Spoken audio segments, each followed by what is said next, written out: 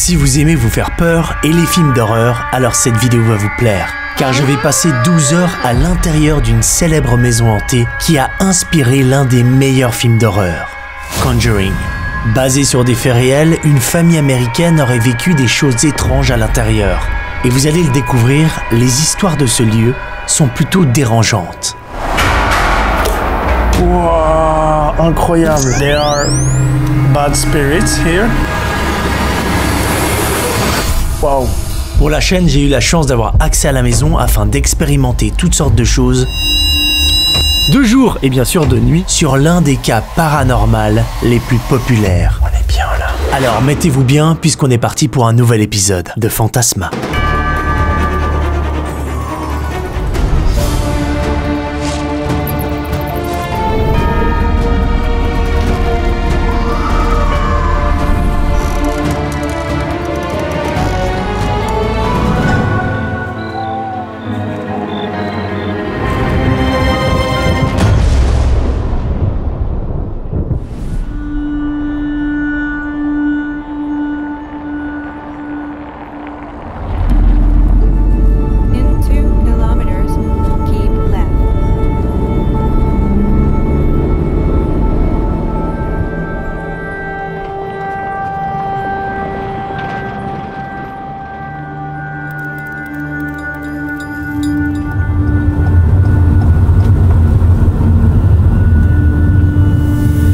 Excuse me, sir. Hi. Hey there. Do you know where is the Conjuring house? Yeah, that's just right over there. In the right. Yep. Just okay. Thank you. Good luck.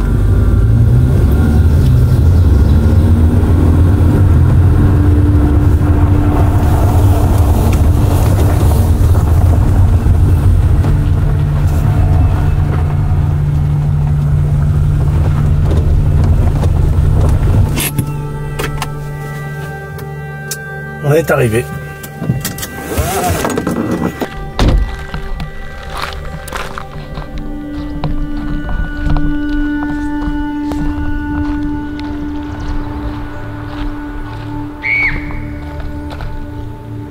On en a fait des lieux de ouf hein, quand même sur la chaîne dans Fantasma, mais celui-ci est assez incroyable parce qu'évidemment tout ce que ce lieu a produit, a dégagé, a inspiré la saga des films Conjuring, etc. C'est assez incroyable.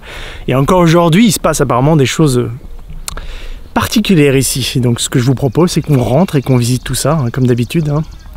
C'est assez ouf. Cette ferme surnommée le Old Arnold Estate et construite en 1736 a inspiré le réalisateur du film d'horreur Conjuring, puisqu'elle aura été le théâtre d'événements pour le moins étranges dans les années 70, et peut-être même bien avant. L'histoire commence en janvier 1971. Caroline et Roger Perron emménagent avec leurs 5 filles dans cette immense ferme de 300 mètres carrés et de 14 pièces, à Harrisville, à Rhode Island, aux États-Unis. À la sortie du film, Andrea Perron, la fille aînée, dira que même s'il fait très peur, ce qui s'est passé dans cette maison est bien plus terrifiant que ce que montre le film. Mais on reviendra au film un peu plus tard.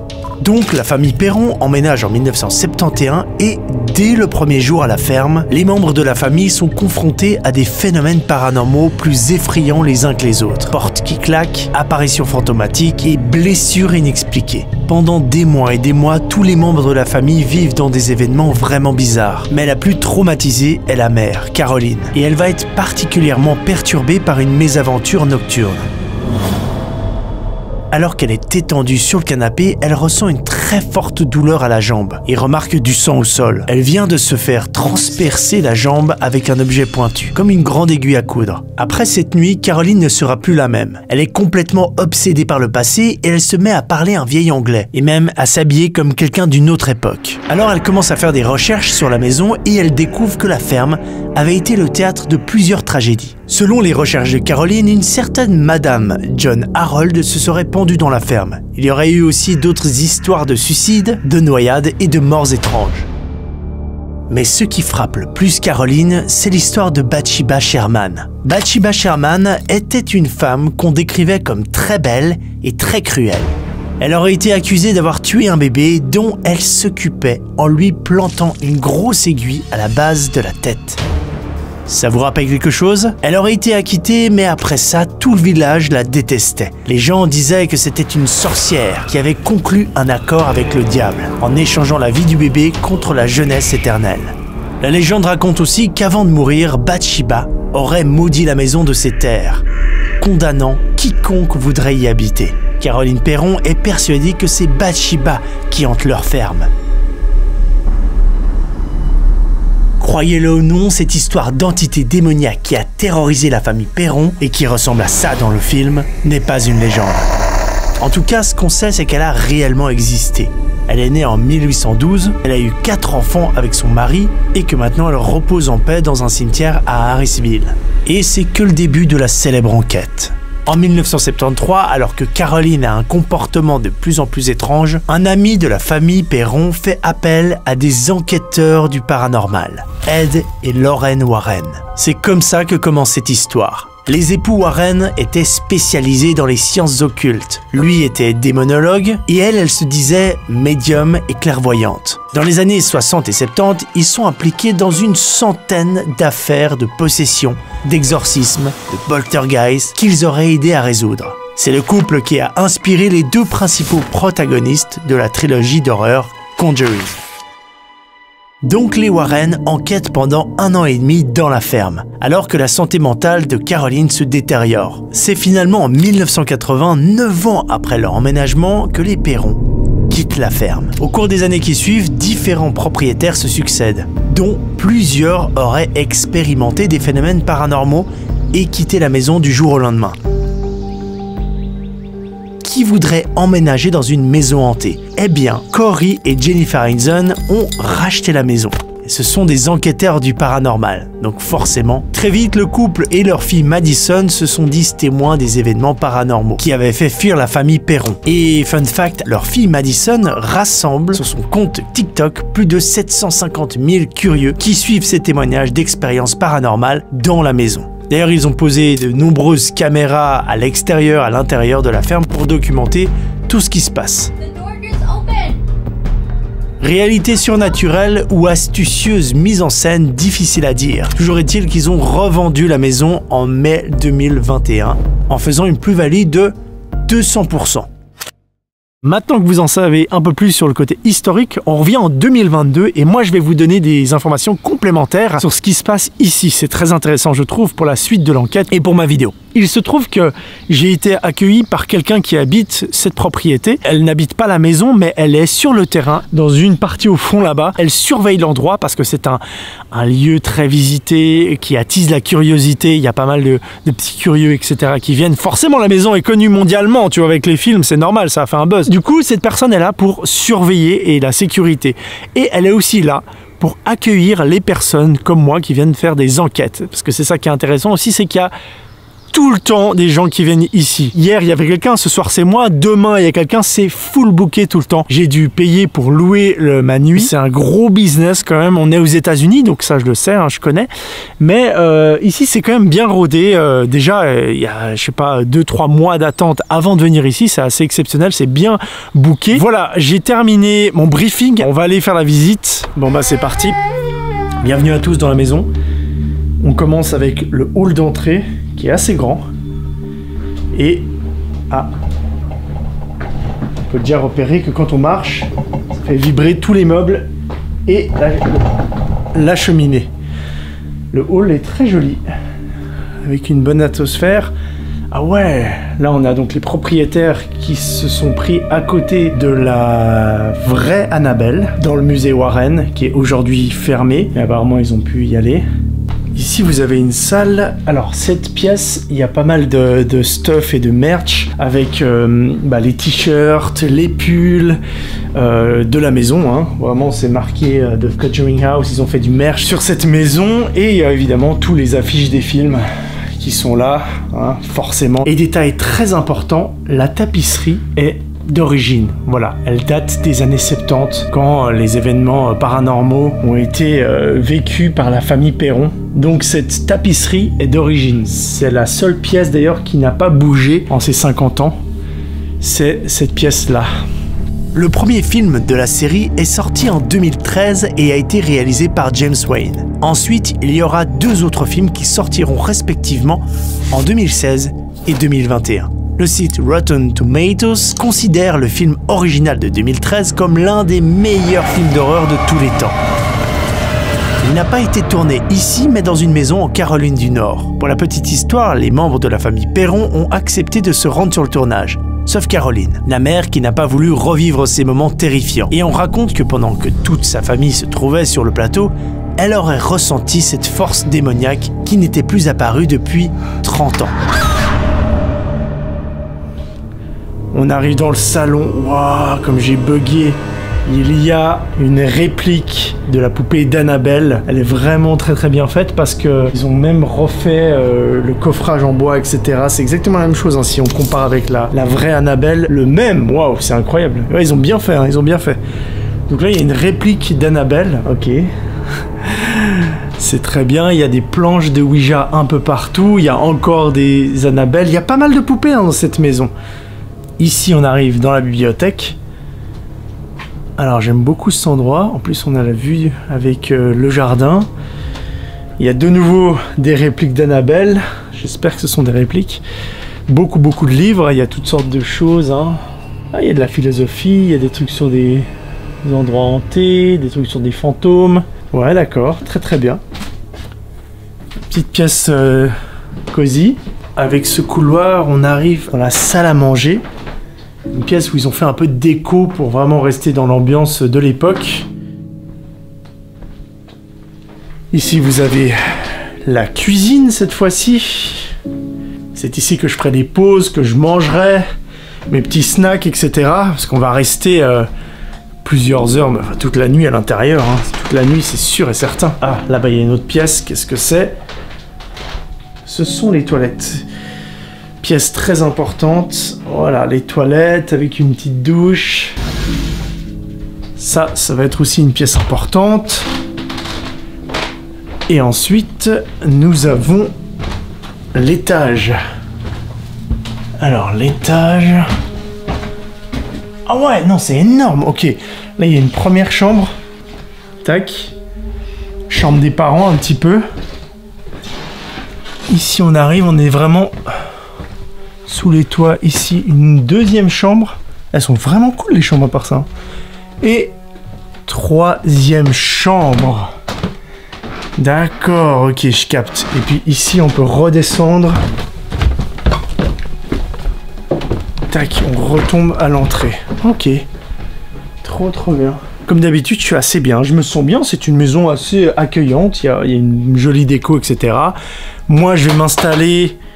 Elle fait beaucoup de bruit cette maison quand on marche. À noter tout ça, c'est très important, la maison travaille beaucoup. Du coup je disais, moi je vais vraiment passer toute une nuit tout seul à l'intérieur. Donc voilà, je vous donne mon ressenti comme ça à chaud.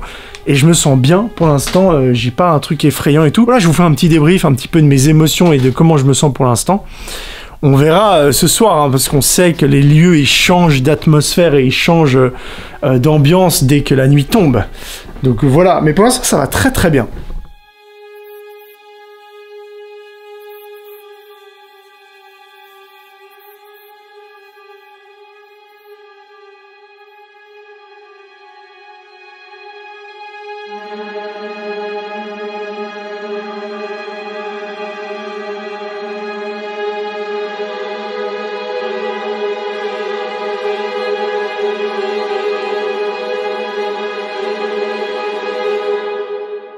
Je suis vraiment content d'être ici et c'est assez fou de se dire qu'il y a une famille qui a vécu ici il y a 50 ans et qui a eu vraiment des drames hein, et des trucs paranormaux assez lourds apparemment et que ça a inspiré les films, etc. C'est assez fou de se dire que tout ça s'est passé ici en fait.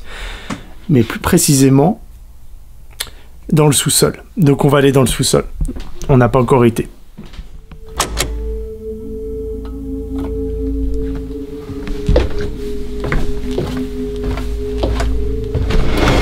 Waouh.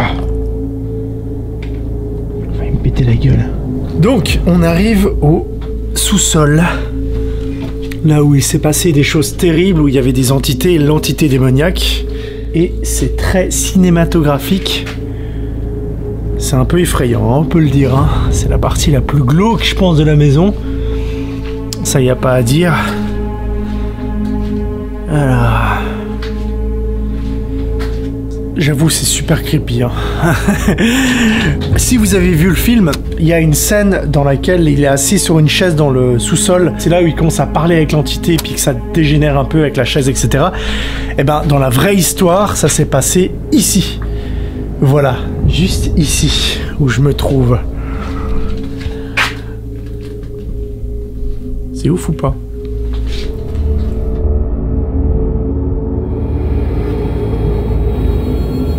Cette nuit, évidemment, on viendra ici, hein, parce que l'ambiance est folle, et puis surtout parce que ici, il y avait donc, ou il y a des entités qui embêtaient les propriétaires.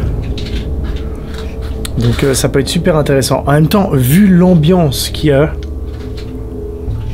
tu m'étonnes qu'il y a des entités ici. Hein. C'est ouf parce qu'il y a partout des ustensiles ou des trucs pour communiquer avec des esprits, tu sais. Il y a des chaises, des accessoires, des petites balles. Oh, j'aime bien cette pièce-là. Ça, c'est vraiment très très cool. Ouais. C'est vraiment comme dans les films. Dans cette pièce, tout est original. Ce mur et le sol sont d'origine. Ici, non, ça a été refait, il y a une dalle qui a été recoulée. Mais ici, on est dans une pièce où tout est original. On va clairement venir ici ce soir, hein. C'est clair, c'est clair. Apparemment, aujourd'hui, il y aurait toujours des manifestations paranormales. Le problème ne serait pas du tout réglé si on en croit les témoignages et ce qui se passe un petit peu dans des vidéos sur Internet ou encore dans des émissions. Parce que oui, depuis les films, cet endroit est mondialement célèbre et comme à son habitude, de nombreuses personnes dans le domaine du paranormal, notamment, sont venues ici et ont forcément vu des choses incroyables. Et bien de mon côté, j'ai très hâte. Et petite information que je ne vous ai pas encore dit, quand je suis arrivé dans la maison, comme souvent lors d'un tournage dans un lieu dangereux aux États-Unis, j'ai dû signer une déclaration qui décharge les propriétaires, les nouveaux propriétaires de tout problème. Donc si je me casse une jambe, s'il m'arrive un accident et aussi évidemment si j'ai des problèmes avec des esprits. C'est le genre de choses qui te met bien dans l'ambiance. On est dans cette démarche sur Fantasma et sur la chaîne d'expérimenter, donc il fallait que je vienne ici pour tester. On verra bien ce qui se passe et peut-être c'est le prix à payer pour obtenir des résultats.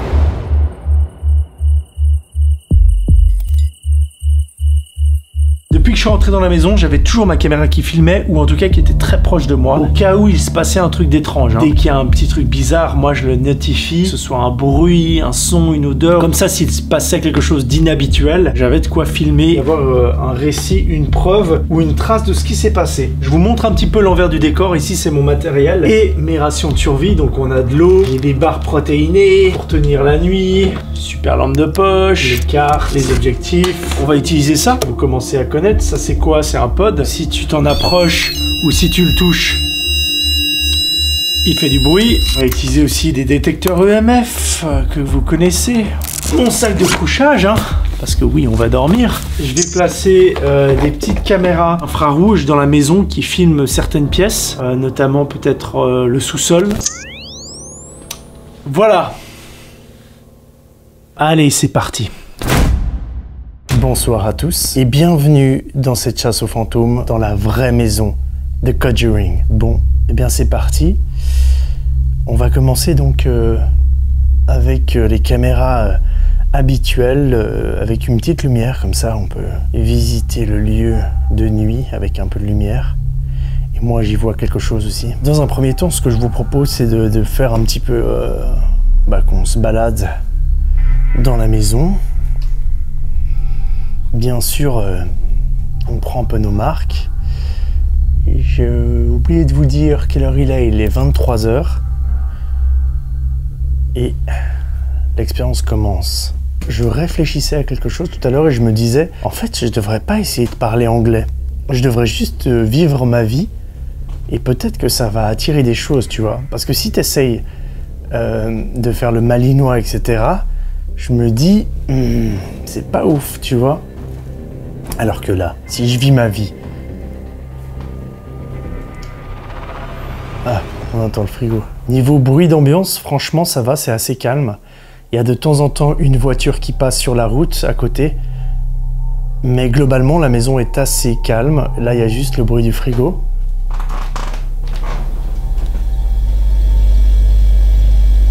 Voilà. Et on peut mentionner également que la maison est quand même très bruyante. Quand on marche, tout est en bois. Donc le moindre mouvement fait vivre cette bâtisse. Donc il faudrait être très vigilant et pas tout confondre. Nous sommes dans la salle à manger. J'avais laissé allumer là sur la droite pour aller dans les chambres. On va laisser comme ça. Du coup, moi je pensais à quelque chose à part ça. Vous voyez là comme il n'y a pas un bruit.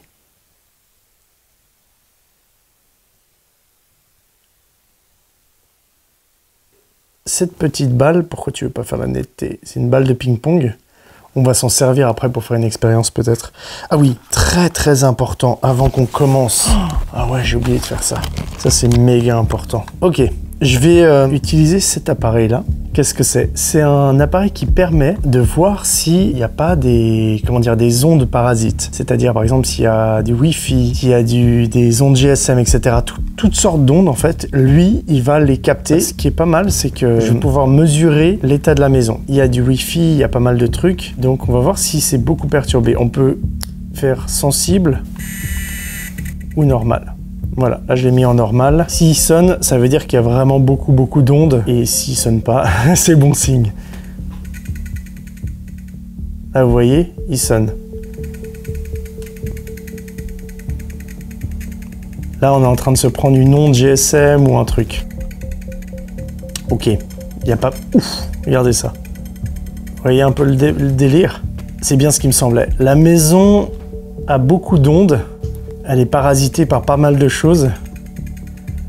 Du coup, tout ce qui est détecteur EMF avec les ondes et tout, je vais oublier parce que là, il y a des ondes partout. Ça peut être le Wi-Fi, ça peut être, je sais pas, il y a des caméras de surveillance, il y a plein de trucs. Donc, wow. Alors que la sensibilité, elle est minime là. Hein. Toute la maison est parasitée un petit peu. Oh, merde. Je me suis foutu les boules. Je me suis pris le coffre. Du coup, ouais, il y a pas mal d'ondes, il y a pas mal de conneries qui parasitent la maison. C'est abusé. Mais c'est pas grave, ça me dit bien que le détecteur EMF, j'oublie.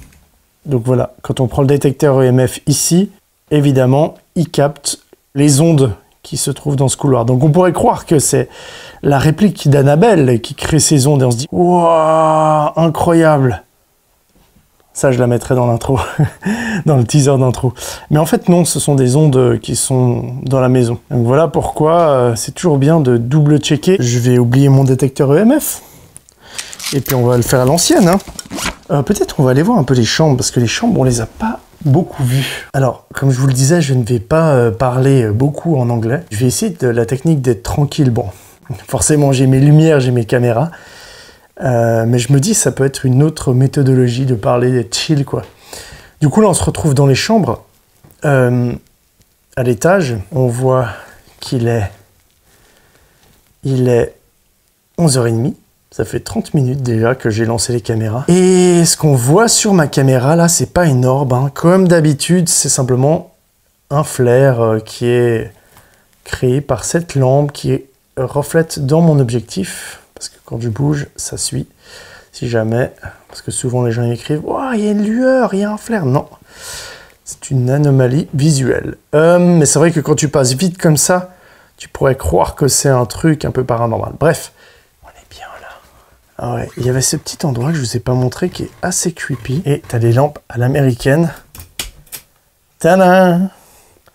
C'est vrai que c'est un peu bizarre cet endroit. Je vous propose d'aller faire un tour dans le sous-sol et sans lumière.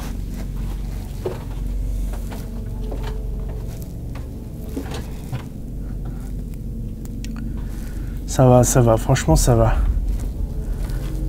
Ok.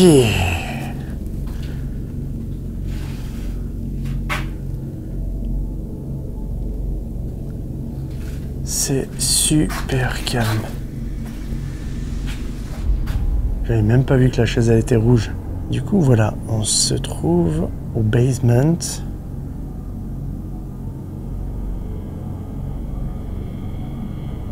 C'est super silencieux. Vous pouvez pas dire le contraire là. Je me demande si je commencerai pas à parler un petit peu anglais.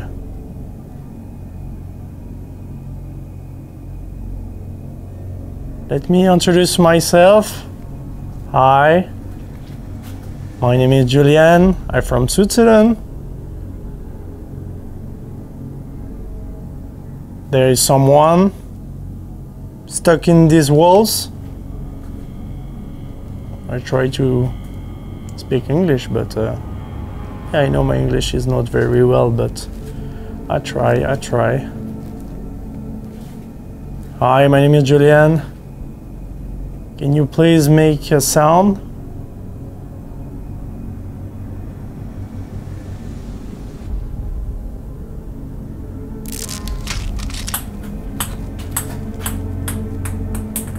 Can you move this ball? Touch this ball or...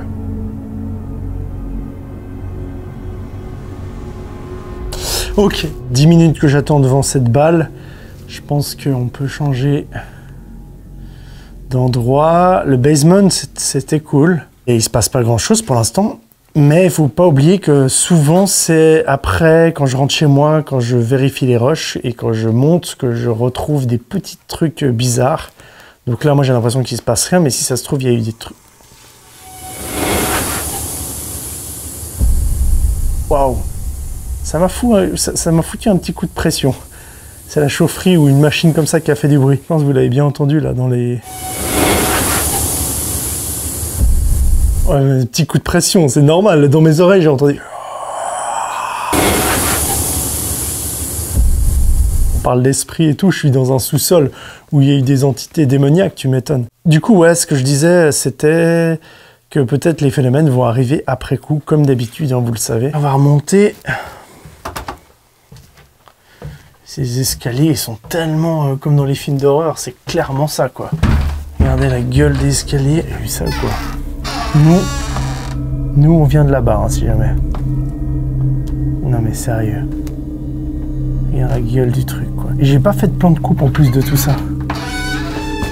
Alors que j'ai déjà bien entamé la nuit et que les seules choses que je filme dans la maison sont des machines humaines qui se mettent en marche, ou le craquement du bois sous mon propre poids... Waouh! J'ai même pas marché, ça fait un énorme bruit comme ça. J'ai posé des questions dans quasiment toutes les pièces. Can you make a noise for me? There are bad spirits here. Je décide de m'installer dans la bibliothèque pour tenter l'expérience du pod. Vous le posez par terre et s'il s'allume, c'est que quelque chose d'invisible s'en approche ou le touche. Vous approchez, hop, le truc fait du bruit. C'est pas compliqué. Est-ce que c'est compliqué? Personnellement, je n'ai jamais eu de résultat avec le mien. Pour le moment, en tout cas. Can you touch this system?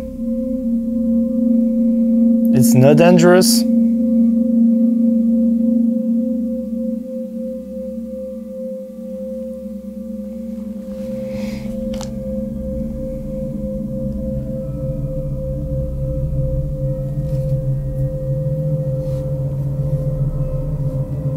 Pour le moment, j'ai pas eu la moindre inquiétude ou bien même un son étrange qui pourrait être flippant. Bien au contraire, en fait, tout est très très calme et très accueillant. J'ai laissé le petit appareil là-bas au fond, on va le laisser, et peut-être qu'il va sonner quand on sera pas là. Le gardien m'a raconté, il y a plein de gens qui viennent faire des enquêtes paranormales ici, voilà. Et il m'a dit que de temps en temps, il y en a qui partaient après quelques heures, après rapidement, quoi, presque en courant, ils partaient comme ça, tac, tac, très vite, parce qu'ils avaient trop peur, en fait. Il y avait des phénomènes qui les perturbaient. Parce que c'est vrai que là, je suis à l'aise, etc. Mais t'imagines, je sais pas, tu poses la boule de ping-pong, la petite balle de ping-pong, tu la poses et elle bouge comme ça devant toi. C'est vrai que c'est perturbant, tu vois. Je ferais pas le malin. Là, je fais le malin parce qu'il se passe rien. S'il y avait un petit truc, je pense que tu vrilles assez rapidement. Et mais attends, je connais cette Qu'est-ce que c'est que ça déjà? C'est aussi une réplique. Attends, elle me dit un truc, cette poupée. Je sais plus ce que c'est, merde. Mais c'est pas l'histoire de McFly qui nous avait raconté? Mais exactement, mon gars, c'est l'histoire que McFly t'a racontée au coin du feu. Enfin, au coin de la bougie. Et je racontais donc l'histoire d'une des poupées les plus hantées du monde, qui s'appelle la poupée Robert. Dans la vidéo des histoires les plus flippantes. Bon, eh bien, on dirait que la fatigue se fait bien sentir. En tout, pause comprise, j'aurais crapahuté un peu partout dans la maison pendant 4 heures. Je fais une petite pause, je regarde un truc. Je me souviens de mon état à ce moment-là et j'étais bien crevé. Voyage, décalage horaire, tournage de jour pour faire tous les plans de coups, puis enchaîné avec cette nuit, j'étais rincé. Du coup, je décide de m'arrêter et de dormir. Au fond de moi, à partir de là, je me dis que c'est la meilleure chose à faire. Mais avant de me coucher, je décide d'aller faire un petit tour, dans la nuit la plus totale cette fois, uniquement avec mes caméras infrarouges, et je vous avoue que je ne faisais pas le malin. Bon bah voilà, vous l'avez vu, on est passé en night shot. Et ça veut dire dans la nuit totale. Moi là, je vois rien du tout. Je regarde dans mon écran pour voir autour de moi comme ça. Mais voilà, on est dans la nuit complète, sans lumière, sans lampe torche, juste mes caméras. Faut que je fasse gaffe où je marche parce que typiquement là, c'est le sous-sol.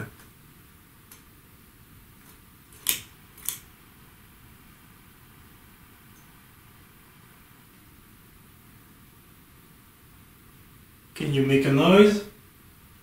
Knocking?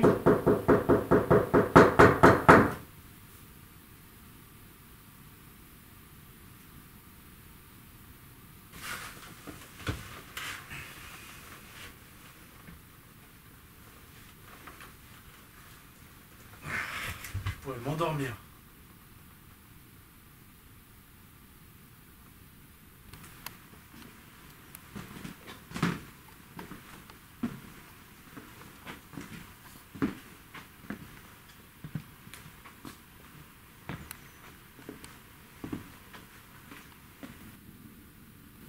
J'ai expérimenté toutes les pièces presque. Hein. Oh, il ne se passe rien du tout. Il est 3 h du matin. Je suis quand même bien éclaté et je vais me poser là au salon. Mais vous allez pouvoir me surveiller parce que je vais poser une petite caméra qui va me filmer pendant que je dors. Une petite caméra de surveillance, night shot, etc. Comme ça, s'il se passe un truc ou si je suis réveillé, normalement, vous aurez ma réaction et vous aurez tout. Moi, je vais dormir ici. T'as vu sur le canapé au plein milieu de la maison. Et je vais laisser juste à côté de moi ici le pod. Comme ça, si jamais il y a un truc, quoi. Normalement, vous m'entendez.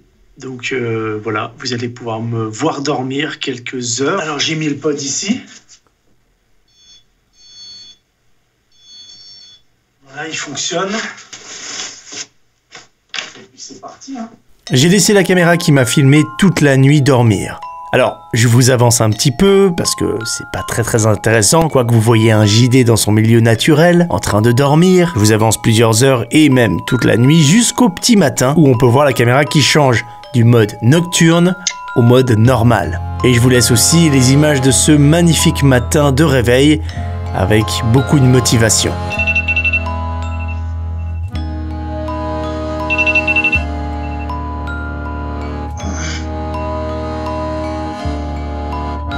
Oui, c'est dur, c'est le matin, j'ai pas beaucoup dormi. Ça va ou quoi? Mais ce qui est encore plus dur, c'est qu'il est temps de partir de ce lieu mythique et d'aller analyser tous mes rushs.